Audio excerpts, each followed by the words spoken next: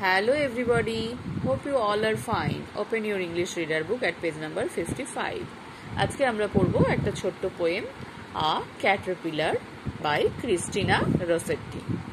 A Caterpillar অর্থাৎ একটি শুঁয়োপোকা।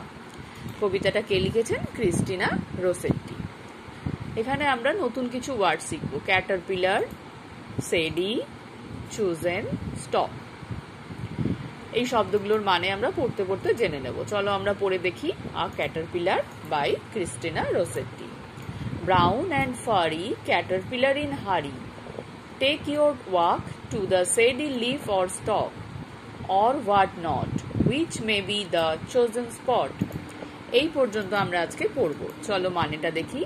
ব্রাউন অ্যান্ড ফারি অর্থাৎ বাদামি রঙের এবং লোমস। ফারি মানে লোমস।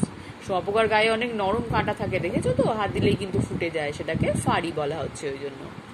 ক্যাটারপিলার ইন হারি, শুঁয়োপোকারা সবসময় ব্যস্ত থাকে, ওরা খুব তাড়াতাড়ি হাঁটে, তাই বলছি ও খুব ব্যস্ত। শুঁয়োপোকা খুব ব্যস্ত। টেক ইউর ওয়াক, তুমি হাঁটো। Two the shady leaf or stock, বলছে ছায়ায় ঢাকা গাছের পাতা অথবা ডালপালার দিকে। অর হোয়াট নট, অথবা কোন দিকে নয়, ওরা সব দিকেই তুর করে যেতে থাকে। Which may be the chosen spot, যেটা তোমার হয়তো পছন্দের জায়গা। শুঁয়োপোকারা কি করে জানো? ওরা পাতা খায়, খেয়ে ওদের চারপাশে গুটি বানায় একটা সময়। সেই গুটির ভেতর ওরা চুপটি করে বসে থাকে, তখন ওদের ডানা গজায়, তারপর ওরা সেই গুটি কেটে বেরিয়ে আসে, তখন ওরা বাটারফ্লাই হয়ে যায়। এই বাকি অংশটা আমরা পরের দিন পড়বো। এই পর্যন্ত আজকে তোমরা সুন্দর করে পড়বে আর না দেখে বলার চেষ্টা করবে। সবাই ভালো থাকবে, বাই।